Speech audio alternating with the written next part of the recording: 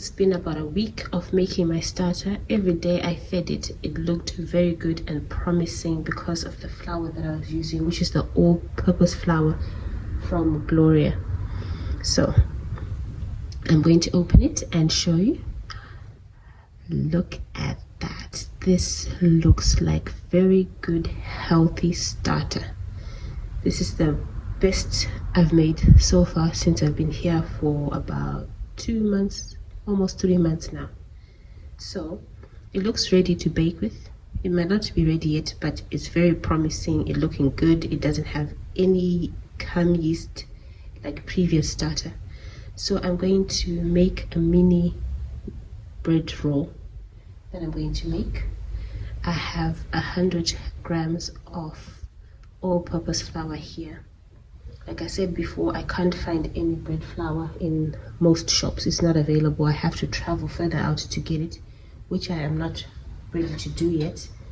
So I am going to use what I have. I've used all-purpose flour before, and this one has a high protein percentage. It's got 10 grams, a bit lower than bread flour, because some bread flours have about 11, but this one is not too far off.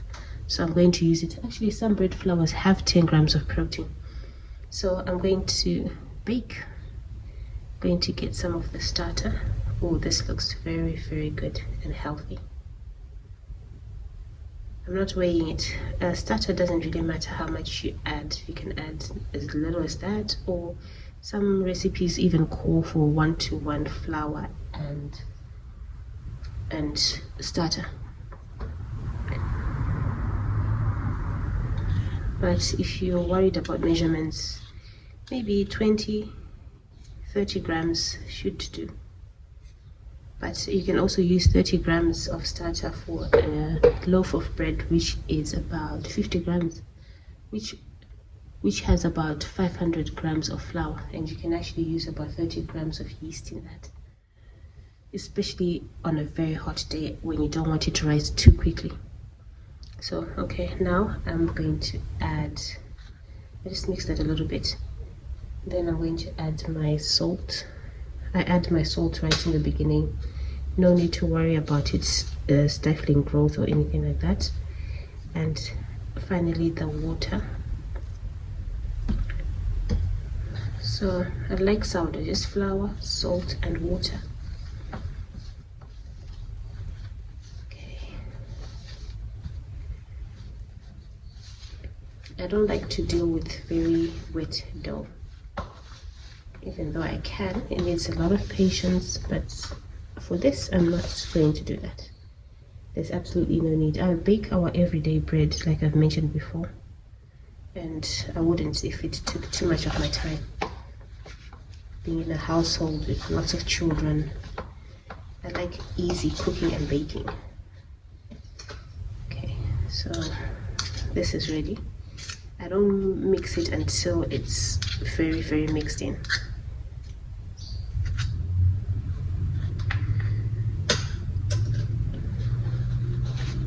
And just, you see, there's still a bit of flour left. It's a bit of a shaggy dough, and that's what I'm after. Okay, so I'm going to leave this. It is 6:34 a.m. and I'm going to check. It's not that hot yet, but it will be. So the kitchen is quite cool. I'm going to check again in a few hours to see how much rising has happened, and then if it's ready to bake with, I'll be so happy because I can go back to baking our everyday bread, and then I'll also go and look for some bread flour. This is looking really good, and I will come back later. Okay, I'm going to cover it and leave it to rise until it's ready. You don't really watch the clock, you watch the dough. So however long it takes, when it gets warmer, I'll put it in a warm place and then see however long it takes.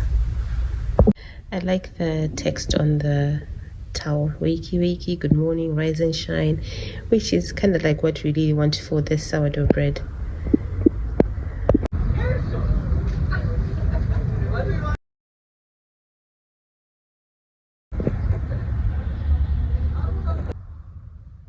It is 12:56 p.m. right now, and I'm going to check on it.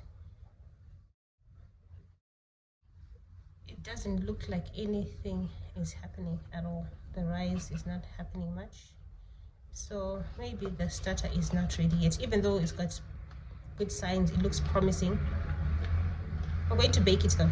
I want to try and bake it anyway to see if there's any activity at all.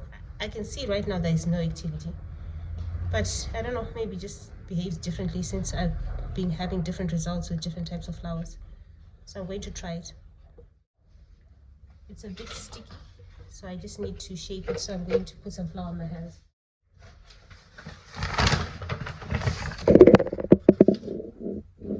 See? Just to stop it from being sticky. I'm not putting it in the fridge or anything like that. Just going to shape it into a bread roll. There should be some activity after all these hours in the sunshine. I took it outside in the sun. Okay. Now,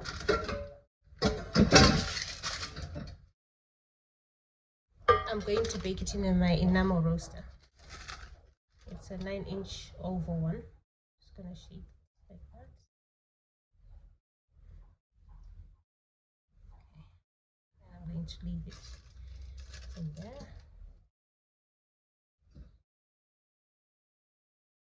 Close it and bake and see if it actually rises.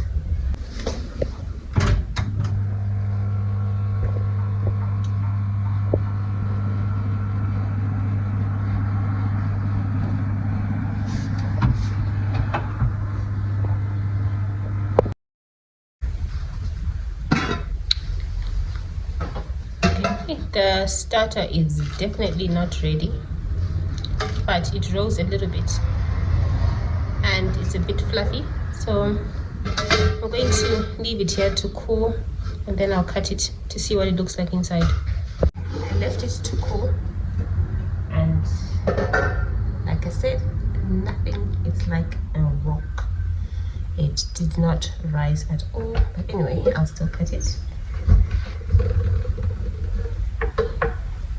Look at that. It's working a little bit. Like there, you can see the structure beginning to form. So the sourdough starter definitely needs more time. It's been a week, so I don't know how much longer it needs. But anyway, I'll keep on trying. Nowhere near ready. It's not ready at all, even though it's been up over a week and it's still looking good.